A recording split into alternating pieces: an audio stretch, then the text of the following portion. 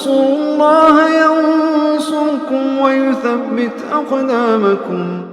Maaf di luar materi Ustadz, saya sedang berbeda pendapat dengan orang tua karena yang duduk iftiros ketika subuh, sedangkan orang tua saya mengharuskan saya untuk tawaruk. Gini, sebenarnya ini madhab Syafi'i sama Hambali. Syafi'i memang tawaruk. Kalau saya sarankan, hatta ulama-ulama Saudi lebih baik tawaruk. Kecuali orang tuanya udah paham atau orang tuanya punya toleransi lah gitu, mau ikut ini dan seterusnya.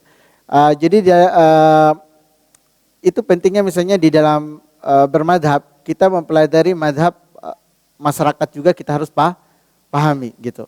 Jadi intinya kita sholat dengan tawaruk dan sholat dengan iftiros, sholatnya sah nggak? Sah. Tawaruk itu ada di dalam hadis nggak?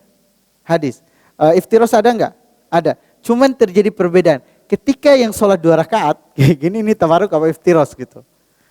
Nah, di sini cuman perbedaan, tapi sebenarnya iftiros dan hanu itu ada di dalam hadis. Jadi ulama Syafi'i juga sebenarnya punya dalil seperti yang kalau kita ini yang jamaah uswah itu sebenarnya kayak mirip-mirip Muhammadiyah lah gitu, jamaah tarjih gitu. Cuma tarjihnya lebih ke arah Hambali, karena memang guru-gurunya kayak saya gitu kan belajarnya di Saudi. Jadi orang Saudi itu kan madhabnya Hambali, makanya kita terpengaruh, nggak Hambali murni sih gitu, campur.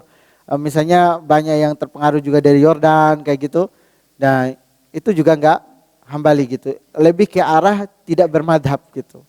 Itu sebenarnya pola-polanya Muhammadiyah. Di Indonesia Muhammadiyah persis sama, mereka tidak madhab tapi madhabnya itu tarjih. Cuma Muhammadiyah itu punya tarjihnya sendiri gitu, tarjihnya dari kelompoknya. Wallahu alam. Kalau ini saya sarankan untuk tawaruk dulu sampai orang tuanya memahami atau mentoleransi. Karena kadang-kadang kita dalam hal-hal seperti ini nih ikut madhab kaum dulu. Saya pernah ada Fahad Al-Fuhaid namanya, saya masih ingat waktu itu.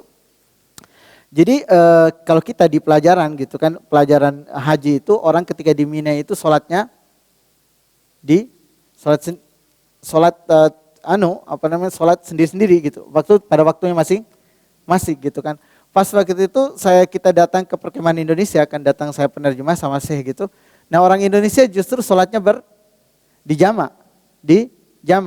Sholat di jama waktu itu tuh sebenarnya nggak ada contohnya.